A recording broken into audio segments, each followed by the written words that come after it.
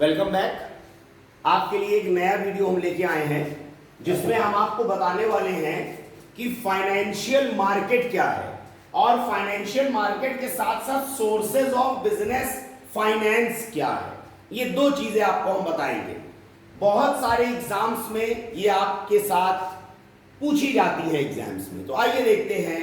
सबसे पहले financial market क्या है। कहा जाता है फाइनेंशियल मार्केट वो मार्केट है, कहा जाता है फाइनेंशियल मार्केट वो मार्केट है जो आपको फाइनेंस प्रोवाइड करती है, आपको नहीं, बिजनेस हाउसेस को। फाइनेंशियल मार्केट को दो पार्ट्स में बांटा गया है।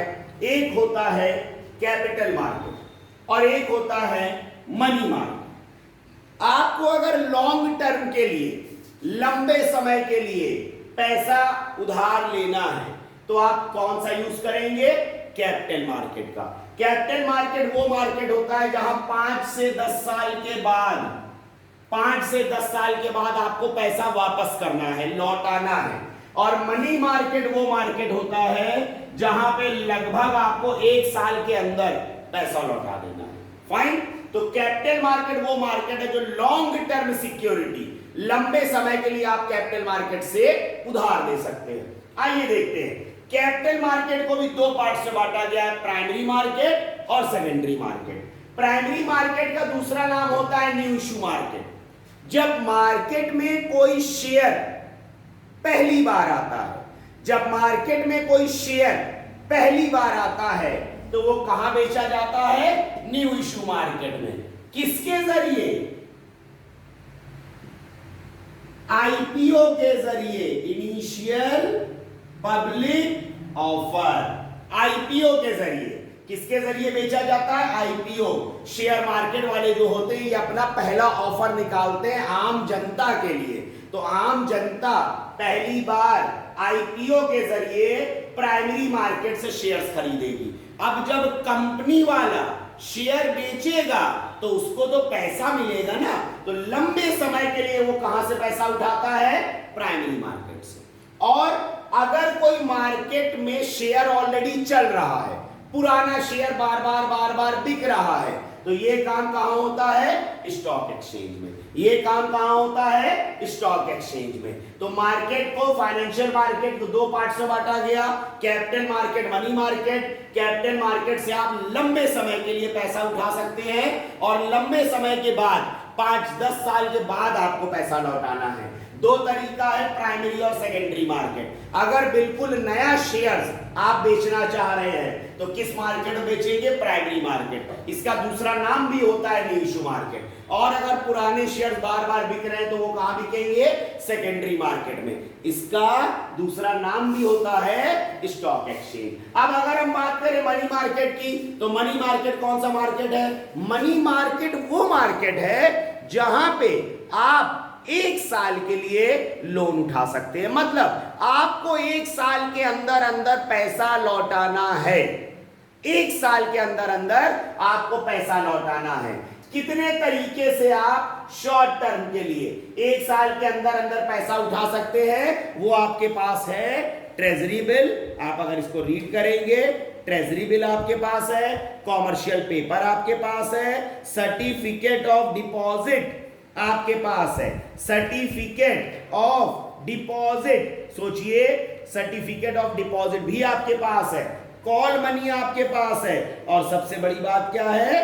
Commercial bill. ये सारी चीजें आपके पास है। इन सारी चीजों के जरिए आप छोटे समय के लिए, कम समय के लिए मार्केट से पैसा उठा सकते हैं। मेरे ख्याल से आपको फिलहाल इतने तक कोई विशेष दिक्कत नहीं है। ध्यान रखिएगा, कॉल मनी को, या ऐसे आपको हम बताए ट्रेजरी बिल को, ट्रेजरी बिल हमने वहां पे लिखा है, हाँ हमने बिल्कुल वहां पे लिखा है। ट्रेजरी बिल का दूसरा नाम होता है जीरो कूपन बॉन्ड।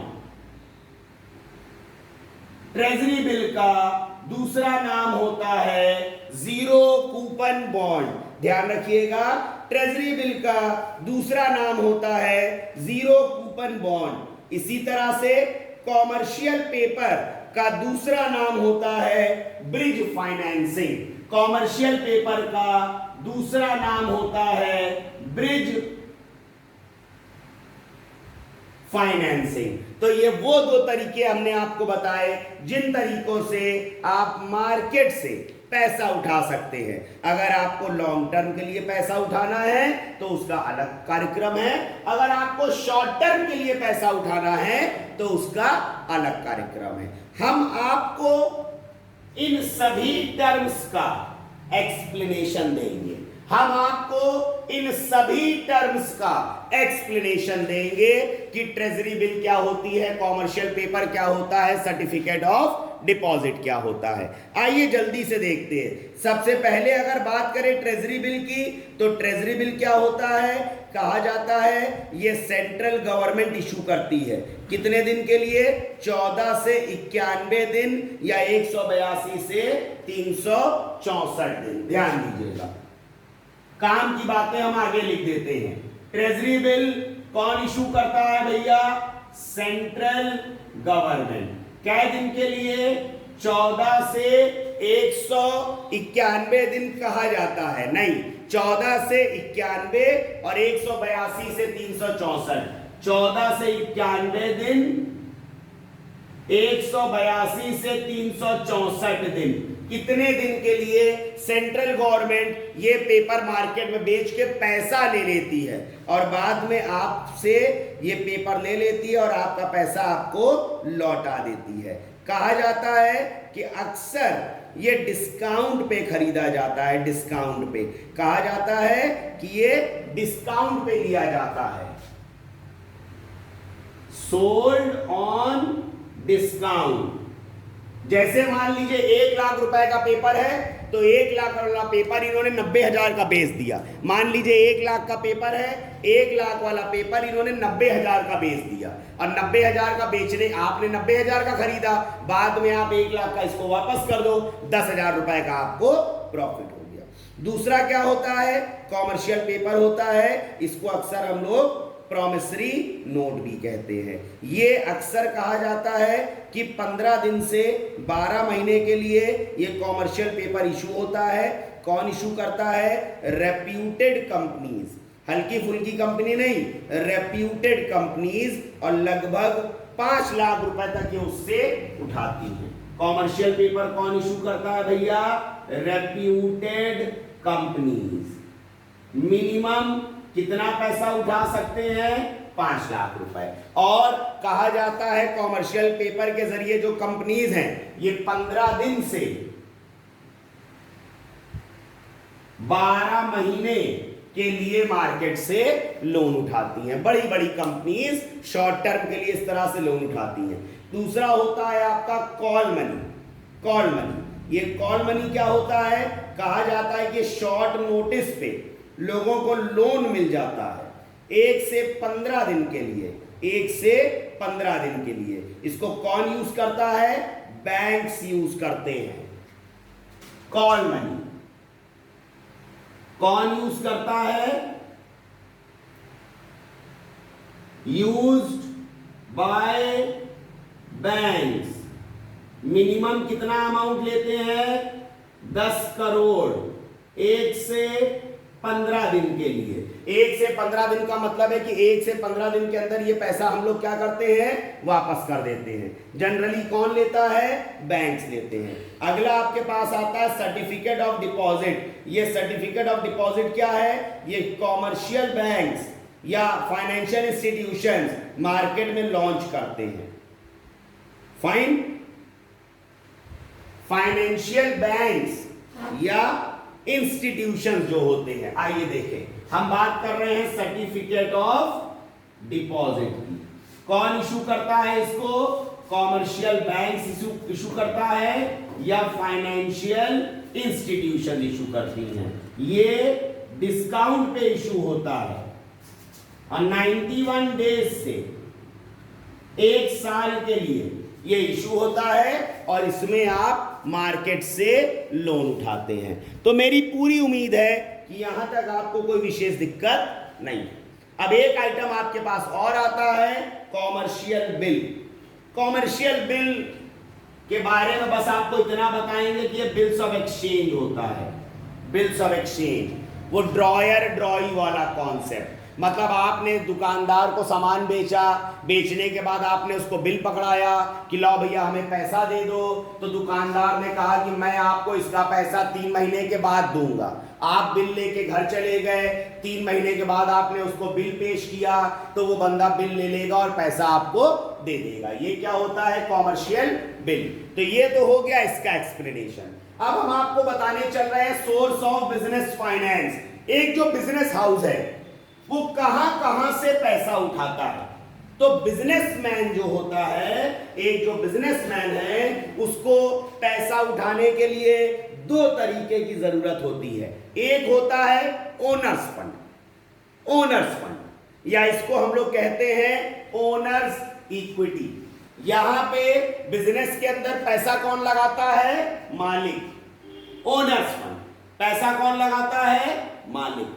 तो बिजनेस के अंदर जब मालिक खुद अपना पैसा लगाए तो उसको कहते हैं ओनर्स फंड या इक्विटी। मालिक अपना पैसा 3 तरीके से लगाता है। अगर मार्केट में इक्विटी शेयर्स बिक रहा है तो समझ लो ये पैसा कौन लगा रहा है? मालिक। प्रेफरेंस शेयर्स बिक रहा है, पैसा कौन लगा रहा है? मालिक। इक्विटी और प्रेफरेंस में पैसा लगाने वाला हमेशा कौन होता है? मालिक होता है। और एक होता है रिटेन्ड अर्निंग। रिटेन्ड अर्निंग क्या होती है? कहा जाता है कि जब प्रॉफिट आता है, जब प्रॉफिट आता है तो उसका एक हिस्सा बांट दिया जाता है ओनर को, मालिक को। जब प्रॉफिट आता है तो उसका एक हिस्सा बांट दिया जाता है, एक हिस्सा रख लिया जाता है फ्यूचर के लिए। भैया सारा पैसा बांट दोगे तो कहां से बिजनेस चलाओगे?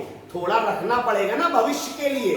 तो थोड़ा पैसा बांट दिया जाता है और थोड़ा पैसा रख लिया जाता है भविष्य के लिए। तो ये जो रखा हुआ पैसा है, इस पैसे को हम लोग बोलते हैं रिटेन्ड अर्निंग। इसी पैसे को हम लोग क्या बोलते हैं? Retained earning. अक्सर हम लोग इसको कहते हैं left over part of profit kept aside for future use। Profit का वो बचा हुआ हिस्सा जो हम किनारे रख देते हैं भविष्य के लिए, इसको क्या कहा जाता है? इसको कहा जाता है प्रॉफिट का वो हिस्सा जो हम लोग भविष्य के लिए रख देते हैं, आगे के लिए रख देते हैं। इसको हम लोग क्या कहते हैं? इसको हम लोग कहते हैं रिटेन्ड अर्निंग। आपको दिखाई दे रहा है सब?